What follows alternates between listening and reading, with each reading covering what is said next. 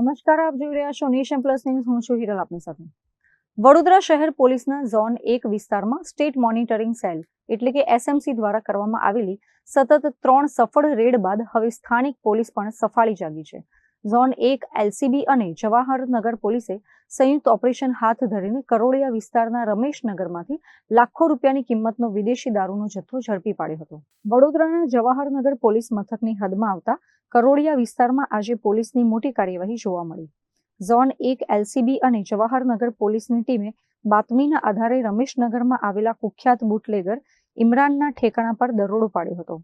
આ રેડ દરમિયાન પોલીસને સ્થળ પરથી લાખો રૂપિયાની કિંમતની વિદેશી દારૂની નાની મોટી બોટલો અને પેટીઓનો મોટો જથ્થો મળી આવ્યો હતો. ઉલ્લેખનીય છે કે છેલ્લા કેટલાક સમયથી વડોદરાના ઝોન 1 વિસ્તારમાં સ્ટેટ મોનિટરિંગ સેલ દ્વારા વારંવાર દરોડા પાડવામાં આવ્યા હતા, જેના કારણે સ્થાનિક પોલીસની કામગીરી સામે અનેક સવાલો ઊભા થયા હતા. જો કે હવે ઝોન 1 એલસીબી અને જવાહરનગર પોલીસે પોતે જ આ મોટું ઓપરેશન પાર પાડીને બુટલેગરોમાં ફફડાટ ફેલાવી દીધો છે. પોલીસે ઘટના સ્થળેથી દારૂનો જથ્થો કબજે કરી બુટલેગર ઇમરાન વિરુદ્ધ પ્રોહિબિશન એક્ટ મુજબ ગુનો નોંધી આગળની તપાસ હાથ ધરી છે.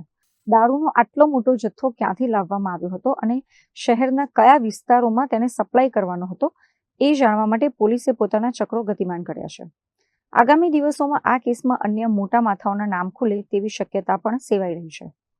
કેમેરામેન નવનીત પરમાર સાથે Chirag Patel, nation plus news, Vadodara.